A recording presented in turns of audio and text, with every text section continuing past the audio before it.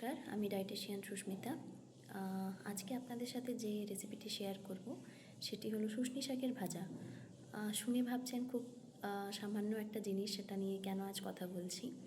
তো হ্যাঁ, ঠিকই, খুব সামান্য জিনিস এবং এখন গরমকাল, তাই খুব ইজিলি অ্যাভেলেবেলও এই শুষ্নী শাক, এবং দামও খুব কম। কিন্তু এটি নিয়ে কথা বলার কারণ হলো এর যে গুণগত মান বা স্বাস্থ্যকর যে গুণগুলো রয়েছে সেগুলি অনেক বেশি। যেমন এই কিছু মানুষ আছেন যারা বলেন ঠিক ঘুম হচ্ছে না বা অনিদ্রায় ভুগছেন।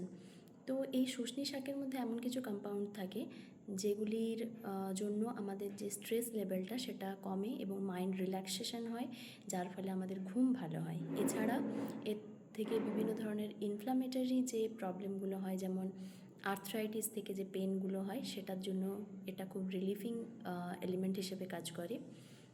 এছাড়া এর মধ্যে ক্যালসিয়াম, ফসফরাস এগুলো রয়েছে যেগুলো বোন হেলথের জন্য খুব ভালো। এছাড়া অ্যান্টিঅক্সিডেন্ট রয়েছে। অ্যান্টিঅক্সিডেন্ট মানেই সেই ফ্রি রেডিকেলকে স্ক্যাভেঞ্জ করবে, যার ফলে আমাদের যে বডিতে ফ্রি রেডিকেলগুলো উৎপন্ন হয় সেগুলোর পরিমাণটা রিডিউস হবে, আমাদের হেলথ ভালো থাকবে। তো এইগুলোই। তো চলুন দেখে নেওয়া যাক কীভাবে এই শুষ্নী শাকটাকে রান্না হচ্ছে। কড়াইটি গরম হয়েছে, তার মধ্যে শুকনো লঙ্কা এবং রসুনগুলি দিয়ে দেওয়া হলো। রসুনগুলির দেওয়ার কারণ হলো রসুন দিলে যেমন শাকের টেস্ট খুব ভালো হয়, এছাড়া রসুন আমাদের শরীরের স্বাভাবিক যে পিএইচ মাত্রাটা থাকে সেটাকেও ব্যালেন্স করতে খুব ভালো উপকারী। দেখতেই পাচ্ছেন শুষ্নী শাক, যেটি আমি আগে থেকেই ধুয়ে রেখেছিলাম। রসুনটি হালকা ভাজা হয়ে গেছে, রঙের পরিবর্তন হয়েছে, দেখেই বুঝতে পারছেন। তো এবার আমি আমার শাকগুলি দিয়ে দেবো এখানে। ধুয়ে রাখা শাকগুলিকে দিয়ে দিলাম। কিছুটা দেওয়ার পরেই একটু মিশিয়ে নেব রসুনের সাথে।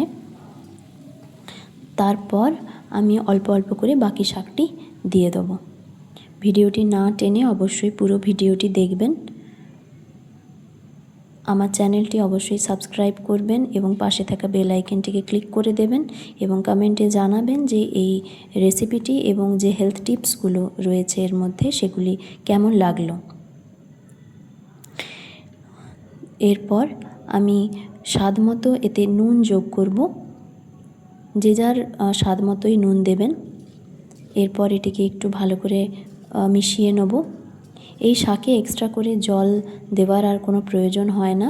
এই শাকের মধ্যে নিজস্বই প্রচুর জল থাকে, দেখতেই পাচ্ছেন প্রচুর জল এই শাক থেকে বেরিয়েছে। এই নিজস্ব জল দিয়েই শাকটি সেদ্ধ হয়ে যাবে এবং সেদ্ধ হলেই শাকটি আস্তে আস্তে ভাজা হয়ে যাবে। দেখুন শাকটি প্রায় রান্না হয়েই গেছে, এবার এটা খাওয়ার উপযোগী।